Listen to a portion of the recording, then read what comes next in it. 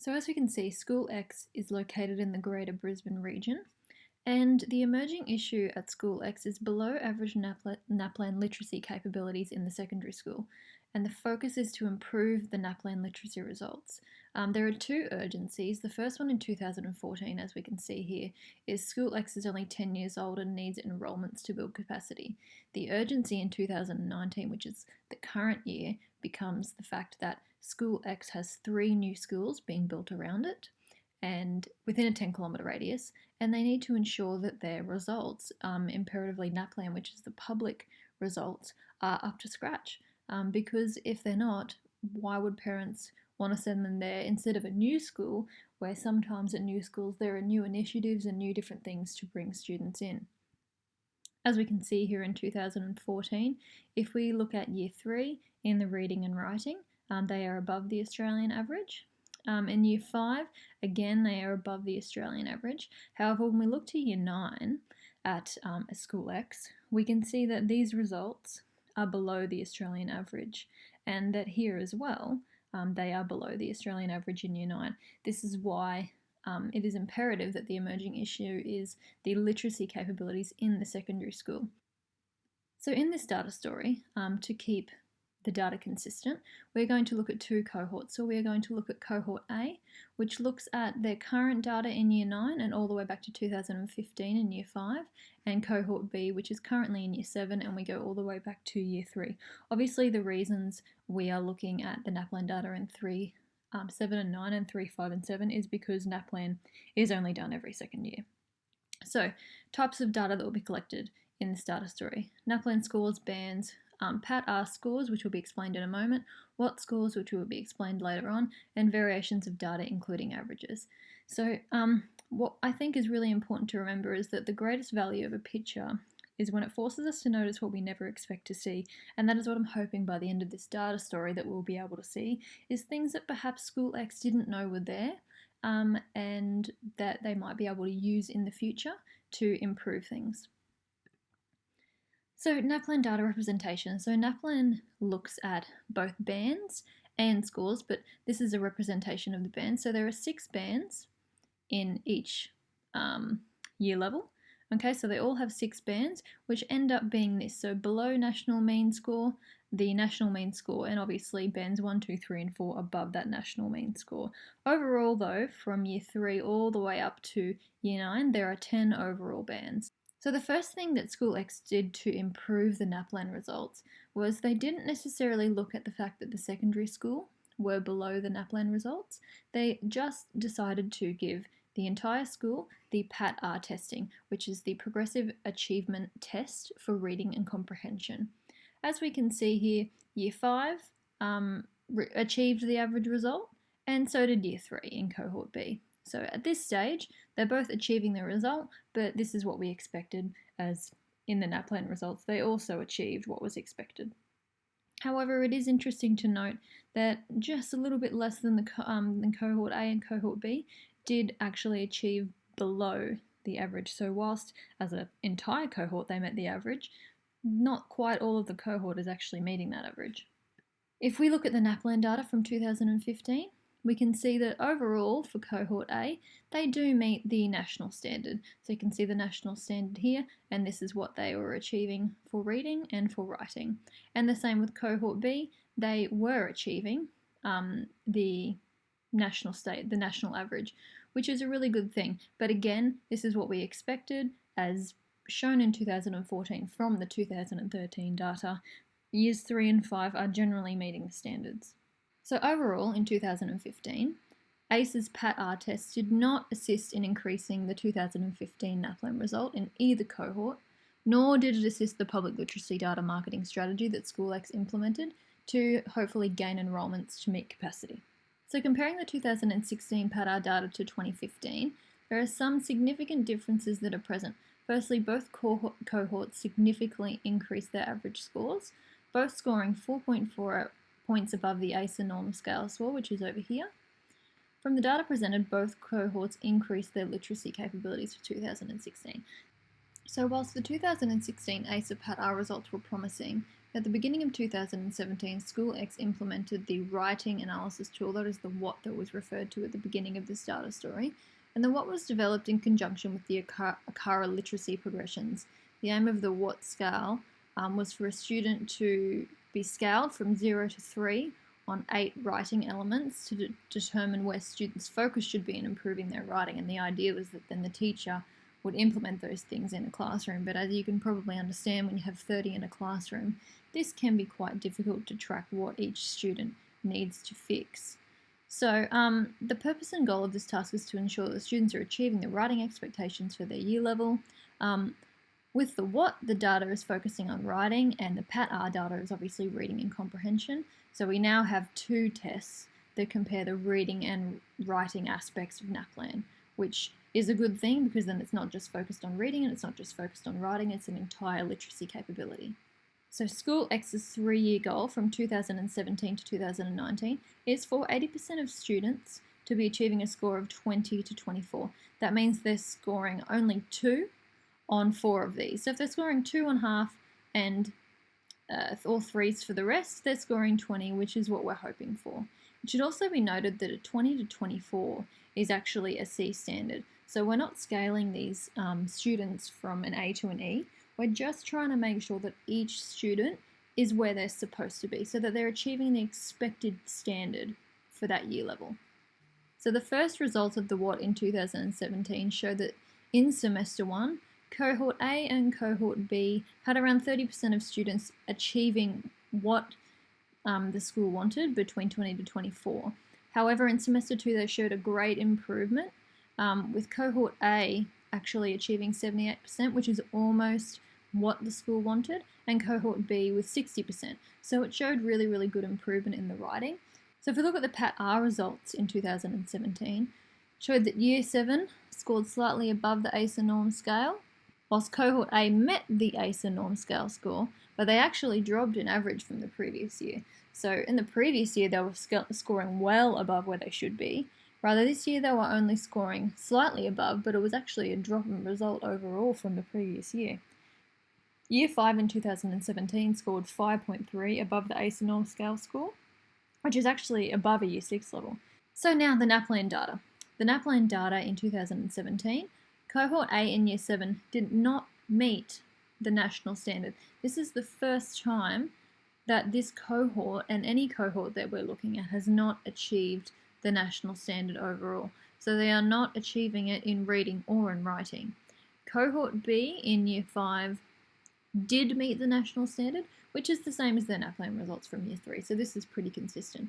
But this is what I'm talking about with the secondary school. So cohort A in primary school were achieving the national standard, and all of a sudden they are not. So we're going to look at later on maybe why that's happening.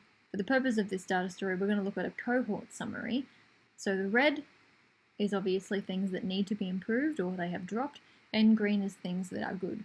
For cohort A, they're not meeting the national standard for 2017 in NAPLAN, and 60% of cohort A scored below the national average in writing. It's a 13% drop. In the ACER PAT-R test, 45% of cohort A did not reach the ACER norm scale score, and this is a 24% increase from the prior year. If we look at cohort B, we have a lot more green here, which is good, so they are meeting the national standard. No student in cohort B scored below the national mean standard band, which is great. And the ACER PAT-R Year 5 in 2017 scored 5.3 above the ACER norm scale score, which is above the Year 6 level, which is exactly what School X wanting to see. We do, however, note that Year 5 is obviously still in the primary school. So the what results in 2018? Again, it was really quite consistent with the 2017 results. Most students seem to be, by semester 2, achieving what they should. However, when we go to the PAT-R results and we look at cohort A, which are currently in Year 8 in 2018, and cohort B, which are in Year 6, we can see that overall, again, that Year 8 in 2018 are scoring below the norm scale score, and 68% of them did not reach the norm scale score, which is a 23% increase. And Year 6 in cohort B achieved again above, however 30% of them still didn't achieve the norm scale score. But if we're looking at averages, once again, cohort B have reached it, and we should probably look at the fact again that cohort B are still in primary school. So we haven't looked at NAPLAN results for 2018 because, again, each year level didn't do NAPLAN in 2018, so we jumped to 2019 data. What results? So the what results both showed a drop in writing for each cohort. We need to remember that both cohorts are now in high school, so this could perhaps be a contribution as to why cohort B have dropped. They, as you can remember, in 2018 were reaching that 20 to 24, and all of a sudden cohort B are now at 62%. So now looking at our Pat R results for 2019, Year 9 in 2019 scored at 6.3 below the ACER norm scale score. This is a drop from the previous year, so they're actually doing worse in 2019 than they were in 2018. 84% of cohort A did not reach the ACER norm scale score. Year 7 in 2019 scored the exact ACER norm scale score. However, this is a drop from the previous year when they were above the norm scale score. So now if we look at NAPLAN for 2019, so overall, once again, as the same as 2017, cohort A did not meet the national standard for NAPLAN. And for the first time, cohort B entering into high school have not met the national standard for NAPLAN. So in 2019 for cohort A, once again, they're not meeting the national standard. And in regards to the ACER Pat R, Year 9 in 2019 scored below, 6.3 below the ACER norm scale score, which is significantly below. This puts cohort A as achieving less than a Year 7 standard, and they're in grade 9. 84% of cohort A did not reach the norm scale score. So you can see that there's no green there. So it's been not a very good 2019 for cohort A. If we look at cohort B, we still have some green with no students in cohort B below the national mean standard band, which is a good thing.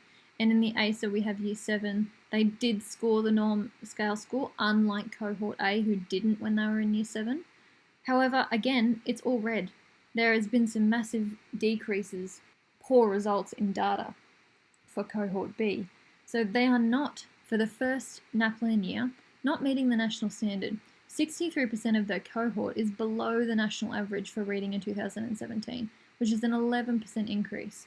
63% of cohort are scoring below the national average for writing. 47% in the ACER Pat R test scored below the norm scale score.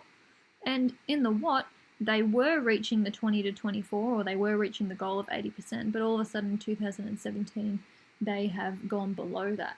So we can see that for cohort B in 2019, basically everything is decreased. They have gone from meeting the national standard, from meeting the 20 to 24, to all of a sudden from Year 6 to Year 7, dropping. So whilst the majority of students are reaching the national mean standard band in both cohorts, the national average comparisons in the data it's the national average comparisons in the data that's publicised. Therefore, the recommendations need to be made to School X in reference to new marketing strategies in relation to increasing literacy capabilities. With the news of 3 new schools opening within the 10-kilometre radius, as I said before, as an emerging issue, it's crucial more now than ever that a new approach is considered. The data presented demonstrates that both cohorts were reaching the national standard in primary school, and then basically they were dropping in secondary school. And that's been evident all the way throughout over both cohorts. So it's not specific to one cohort, it is definitely for both, and it is in reading and writing. It is evident to me that in this data story, that the issue is from Years 6 to 7, and that is moving into high school. And basically that comes down to student engagement. So, Brew and Stratty reveal that student engagement drops significantly once students reach the middle years of secondary school, and in fact it continues to drop. This is confirmed by School X's attendance results, where the primary school across the board show good attendance levels, and then the level of attendance decreases significantly from Years 7 to 9. Obviously these cohorts have not yet reached high school, but if we're going by this graph, they're going to decrease even more. Doob also shows that in a student poll, when nearly 500,000 students in grades 5 through to 12 were surveyed, the engagement level dropped significantly over time. Brew theorises that the attendance equals engagement, and engagement allows students to set goals and invest time in reaching those goals. Therefore, the following new marketing strategies are going to be recommended for School X. 1. Attendance matters. School X needs to invest time in helping students and staff understand the importance of attendance. Perhaps in the first few years of this program, students and attendance awards could be given to those who achieve 100% attendance. The data could also be publicised as part of the marketing plan and presented and highlighted in their annual reports. Consistent literacy programs. Instead of implementing one-off tests such as PAT-R, PAT-M, which is the mathematical one, and WHAT, consistent daily or weekly programs that students can engage with should be implemented. A good example of this program is Mighty Mind Education Consultants, whereby students track their own outcomes and students receive rewards based on their engagement and results. Parents and teachers also have access to this data. 3, and this to me is probably the most important one, and engaging with students at School X over the coming weeks, I have asked for their opinions on this and they are in agreement. So number 3 is sharing attendance and literacy data with students. It is apparent that lots of data exists and that public can access and teachers can access it.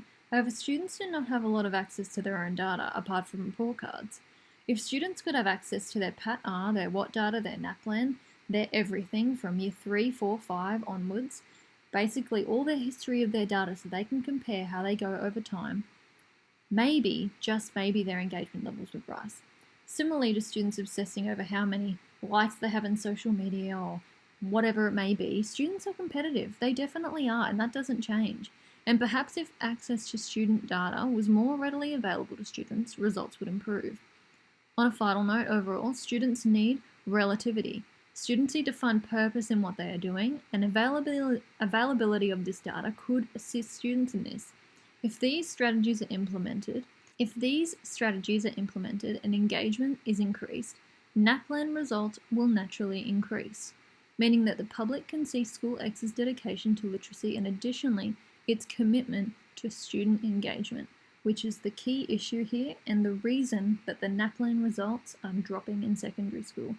This cannot be emphasised anymore. Student engagement is the issue here, not student capabilities, and if student engagement is the core focus of their marketing strategy, then their marketing strategy of demonstrating the NAPLAN data along with other data will prove beneficial.